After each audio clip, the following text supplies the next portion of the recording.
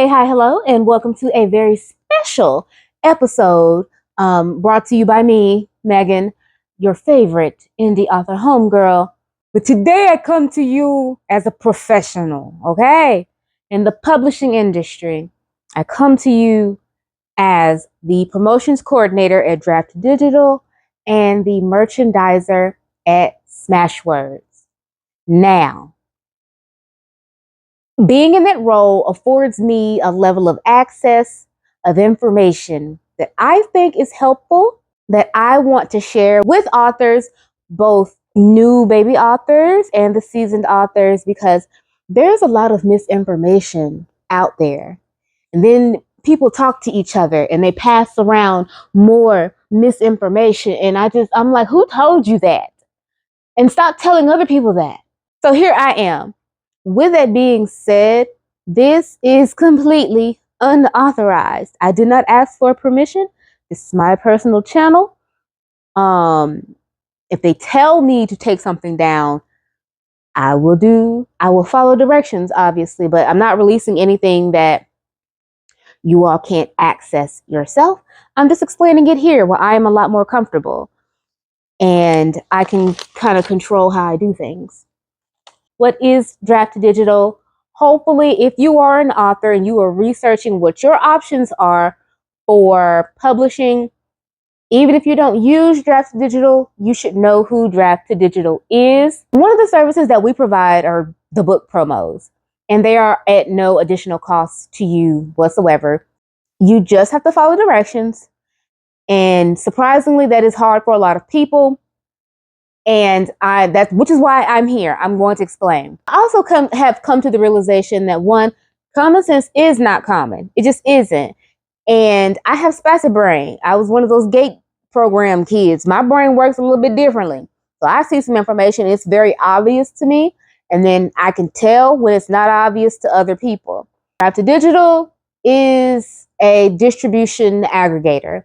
We are a middleman between you and some of the other partners out there in the publishing industry. You can go direct with some of them, not with all of them. You have options. Draft2Digital is just one of them. So what I'm talking about is specific to Draft2Digital. Don't get in my comments cutting up. Don't piss me off today. I've had a lot of questions recently, specifically about price. I'm going to break that down. I've already explained to you who I am. Not only do I do that, I'm an author too, so I understand things from both sides of the aisle, and I feel like I'm able to explain it in a way that is easy to understand and implement. So today's video is only going to be about the different pricing options, plus a bonus one that doesn't really follow the same rules. First things first, Draft2Digital is the platform for distribution. Smashwords is a store that we bought that used to also do distribution. They no longer do distribution. Draft2Digital does it. The migration is doing the things. So now Smashwords is operating just as a store. This is important. Why? Because this is where the pricing strategy comes in with coupons. The pricing with coupons work differently because it's the retail price is not being changed. Something's being added to it to discount it. Other retailers will not price match. Other retailers will not price match because it is a coupon. I'm trying to make sure that I explain it, I break it down, and give you examples. We have the end of the year sale coming up. End of the year sale. You participating in that sale does not stop you from participating in other promotions that impact your retail price. Coupons are a separate thing completely, and we are only talking about coupons as it relates to the Smashwords store. I hope that's clear. So authors, if you go to participate in the end of the year sale, you have to choose your discount, and that's it. That's all you have to do. That's not all you have to do if you actually want to do well in the sale. I could do another video on that if you guys want, but ultimately, a code will apply that will discount the book. That's all you need to know. Now, the next one is the most common one, and that is a sale promo, which means your retail price is discounted. Oftentimes, I see a lot of confusion when I get the forms back and I get the submissions, and your regular price is equal to your sale price. That's not a sale. I will then remove that submission, and it does not go past go. It does not collect $200. It doesn't do anything because that is not a sale. If it's $2.99 yesterday and it's still going to be $2.99 tomorrow when it's on sale, you picking up what I'm putting down? So double check that you actually selected a different price that is not equal to your retail price. Are you staying with me?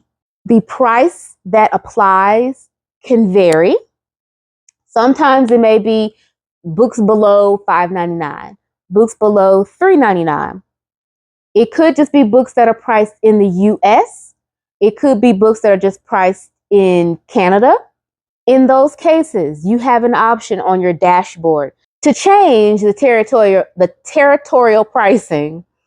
And so oftentimes people overlook this spot. If you are participating in a sale that requires certain territories, and it will be on the promo form that, hey, this is where this sale is going to be featured, then you, the author, are responsible for going in and ensuring that those territorial prices are what they are supposed to be. That is the other thing I also want to share with you guys. Draft2Digital is not a personal assistant company. We help you with the tools, but the business is yours. So you knowing your book, you knowing your dashboard, you knowing where things are, it is very important that you educate yourself on those topics, because this is a self-serve type of thing. Currently, there's about 4,000 people on my promo list. I definitely wish it were more. So if you are a Draft2Digital author and you are interested in getting on the promo list, and the form will be provided to you, okay? I'm going to continue explaining the different promo strategies and everything. So again, with retail, you have whatever your price is. If you're going to participate in a sale promotion, it needs to be a different price. Now, I'm going to put up the disclaimers. As I'm sitting here recording, I'm not looking at it, so I can't tell you for sure what it says. But there is a line in there. I will pop it on the screen. What this clause means, because that seems to trip up a lot of people as well. And you will see this on Amazon, on Apple, on Barnes & Noble. And I'll give you an example as well.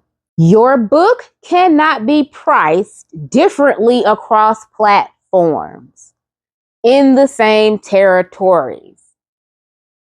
That's it in a nutshell. What does that mean, Megan? If your book is $2.99 and it is $2.99 on Amazon, it's $2.99 on Draft2Digital, and let's say that you are direct with Apple and and you want to make it $3.99 on Apple, you can't do that. If it's $2.99 on Amazon, it needs to be $2.99 everywhere. Same principle applies to Draft2Digital. So the same thing applies if your book is on sale. You can't simply have it on sale with the one store, which people seem to think that they can select that as an option. You can't. You cannot just put the book on sale at Kobo.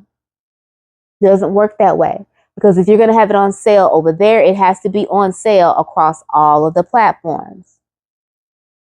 All of these retailers have like that competition clause. That is when they would do the price matching. because now your price is showing up at a lower cost.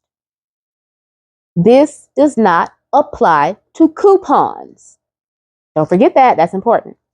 Let's say you have a book that you are participating in an Apple sale. The book is $2.99 and it's in the US only. What do you need to do? Pop quiz. Technically, you just need to use the promo pricing tool to set that up. Really easy peasy. And you need to set the price on Amazon. Really easy peasy. And you only have to do it in the US. Why? Because you're only lowering the price in the US. That's the parameters of this sale. Don't let that trip you up, okay? So when you go in, you can get to select how much your book costs, and you see all those other territories, and you can manipulate the numbers. That's the area we're talking about here, okay? So in this example, you would only have to change it in the US. And if you are selected to be in a promo, I send you like a little handout, a little attachment that walks you through how to set everything up properly. And it has pictures. It's really easy to follow. Okay. The last thing, number 3, is a book feature. Sometimes our partners will reach out and they just want a list of books that meet whatever requirements for a feature. So it doesn't have to have its final cover, and they don't have to lower the price at all. They're just going to feature it on their platform or in their emails as, hey, this is a hot and up and coming title, or hey, this is the latest romantasy that you need to get your hands on, whatever. Those are the 3 main pricing options that occur when you are dealing with book promos as it relates to Draft2Digital. These are at no additional cost to you. I'm happy to further break down how to get the most out of your promos, because I do see the comments where people are saying things like, oh, I never get picked, or I get picked, or I participate in these sales and I don't ever get sales. You can't just set it and forget it. You actually have to be an active participant in your author journey when it comes to that. Okay, so now the bonus pricing thing that we're going to discuss is libraries. Your library price is typically 3 times your retail price. It is a separate entity all its own. What we do with the library promos is not the same thing that we do with the standard promos with the retailers. The pricing is different. How the pricing is applied is different. One key thing is you, the author, don't have to change the price at all. On the form, you just need to tell me what the discount is that you want to apply, and the library applies it. So it's a lot more hands-off.